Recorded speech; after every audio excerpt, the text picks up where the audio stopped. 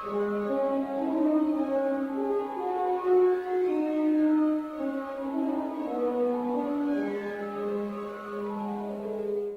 it's me, it's Tana Mojo. She's fucking crazy, she's wild, she's always doing crazy stuff. And with any bond or relationship or friendship I have with anyone with more followers than me, people are always gonna say you're a clout chaser, you're just in it for the clout, like whatever, but it's just not the case.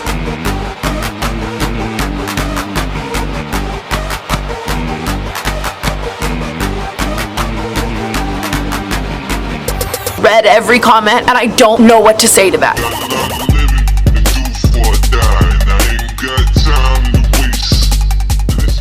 Hello and welcome back to Drama Investigator. To give you guys the rundown on the recent drama surfacing from none other than Tana Mongalulua. After the tragic passing of Mac Miller, Tana posted a distasteful Instagram post which left fans beyond shook, angry and upset. The Instagram post stated, "A week ago, Malcolm James, I loved you. I got the privilege of loving you for years and then getting to know you and finding out you were even better than I dreamed. You made me feel something. You were sweet to me every second. You have this love for life and what you do that made me fall for you 10 times harder. To feel like I was unraveling every part of your soul, but had no idea the half of what you were going through. I wanted to come over last night. My soul is shattered. What I would do for you to tuck my hair behind my ear and kiss me one last time. I love you, Malcolm. I love you." The reason why she received a lot of backlash is because her fans believed that she used this moment of tragedy for clout, because we'd never seen Mac Miller with Tana Mojo before on social media. Tana also posted these tweets which read,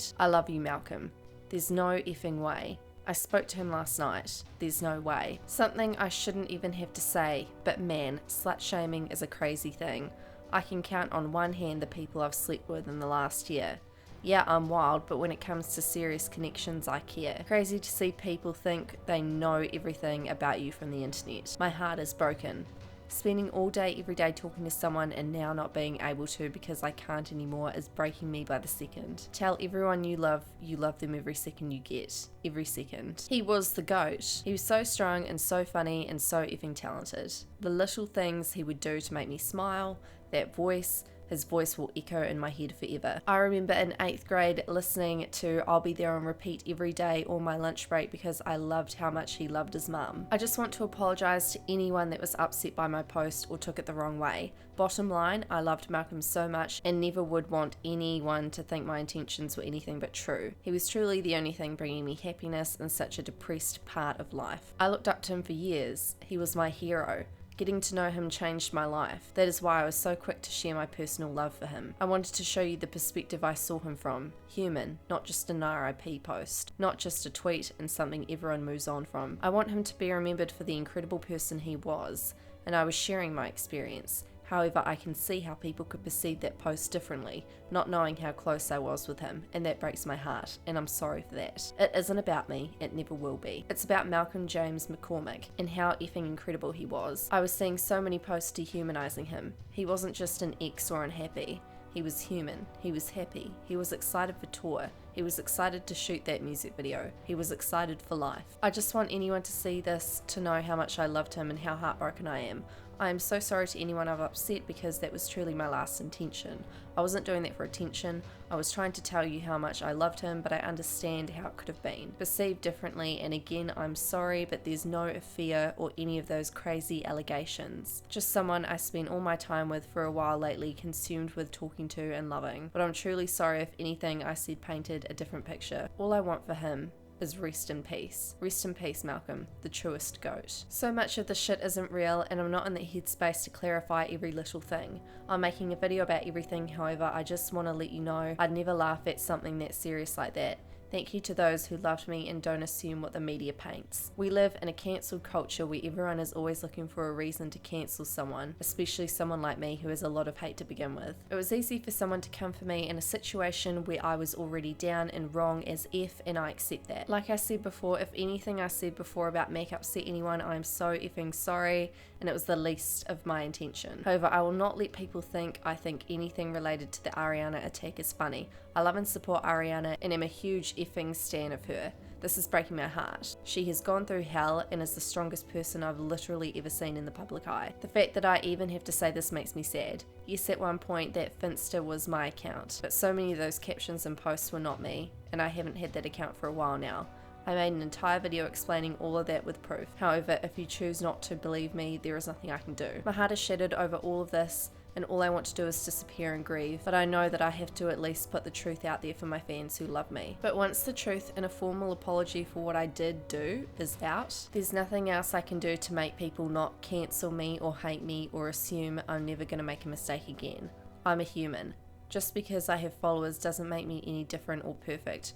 I am truly sorry for the things I did do and say if they upset anyone. I love Mac, I love Ariana, I love you all. I want to clarify this mess and let there be peace. Now the first part to her videoed apology regarding her insensitive Instagram post and tweets took place when she was being interviewed on No Jumper by Adam. Now Adam is a good friend of Tana, they've hung out at TanaCon and she's watched him have sex. Now I watched the entire 1 hour and 30-minute long podcast video so you didn't have to. And I pretty much picked out the parts that I thought would be relevant for today's video, and we're going to touch on her other apology that she posted on her channel. Also, what's this room they're in? It looks like a fucking prison with scratch marks all over the wall, probably from when Shane Dawson was trying to escape the fakeness that time he appeared in Adam's podcast. Hey, much love. I'll hit it once. Kim. So, I love that. Now, when TanaCon was brought up, and this is related to the Mac Miller apology, but I'll get to that in a moment, Adam stated, It was TanaCon, and which really would not have been that big a deal if it wasn't for the ensuing fallout of just mass coverage. Yeah, 100%. showing that she still doesn't really care about the effect that the event had on people. The sunburns, the dehydration, the refunds that never took place, which now leads me to believe that her first public apology midway through this year was all fake, in my opinion. For someone who seems to think they've mastered the arts of public apologies, she seems to me like a walking contradiction. Adam also stated, The iDubbbz thing seemed kind of petty in comparison, you know? In a way, Which because it felt like the end of the world at that time, but now it's 100%. like, oh, that was kind of goofy in comparison to what's happening now. I think they've both felt like the end of the world in their own ways. now they're sitting down and comparing all of Tana's previous apology videos. It's hard because anything I do wrong in the media now, well, TanaCon and then this, people are going to be angry no matter what. It's just accepting that. She then goes on to explain how she met Mac Miller. Tana stated that her Instagram post on Mac Miller was responding to the dehumanization of Mac in the media after his death. She says that she was grieving and wanted to show that he was human and that she loved him. Someone commented, if she really wanted to just humanize Mac, she could have just posted a tweet or a photo of them together with a sweet caption listing positive attributes he had. But no, she made it all about herself and posted private messages that really had nothing to do with Mac's personality to make it seem like she was more important to him than she really was. He literally had a girlfriend, and it sure as hell wasn't Tana. Tana also stated how happy Mac was and that she'd known him since June. And someone stated, I found it interesting how in Ariana's very popular post about Mac she said stuff like, we talked about this, I wish I could have taken your pain away, etc. Yet Tana'S over here saying, no, he was incredibly happy, loving life, etc. after only knowing him since June. I feel like she shouldn't speak on how he felt when she probably didn't know the half of it, which highlights common societal ideas that people have these days towards people with mental illness, in my opinion. Just because you can't see it and they don't show you that side to them doesn't mean that they're not feeling a certain way. Now, throughout the video, when she was talking about Mac, her whole body movement and the pitch of her voice changed. Really, like, I loved him so much.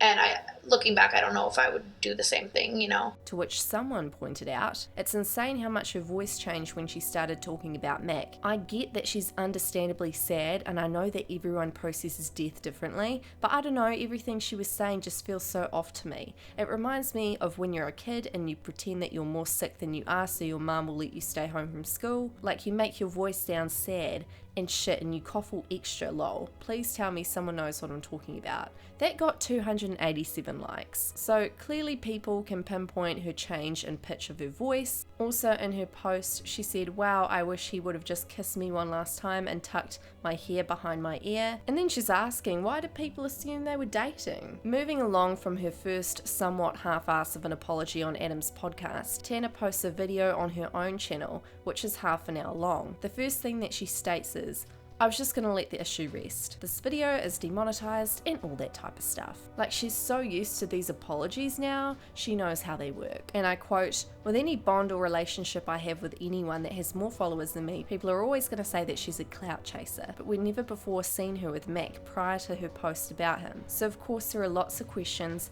and subsequently people are accusing her of using his death for clout, allegedly." Since posting this video, her original Instagram post has been edited to this. So she couldn't just take the screenshot of their private DMs down, she had to leave it up. Tana starts yelling at one point in what's supposed to be an apology video and says that she makes mistakes just like us. But instead for her, the whole world has millions of things to say about it. I love how far up her arse she is. Like, Tana, 3.7 million people isn't the whole world, darling. She's yelling at her fans at this point. Claims that she's only 20. Yeah, well, you know what? A lot of 20-year-olds have been through worse. I'd stop comparing your ass to the world, as she puts it. You're privileged. I'm so hard done by. I brought this on myself. Here's a half-ass apology whilst I talk about the new house I bought my apology video. She's yet again seemed to make a situation all about herself for 30 minutes, but that's just my opinion.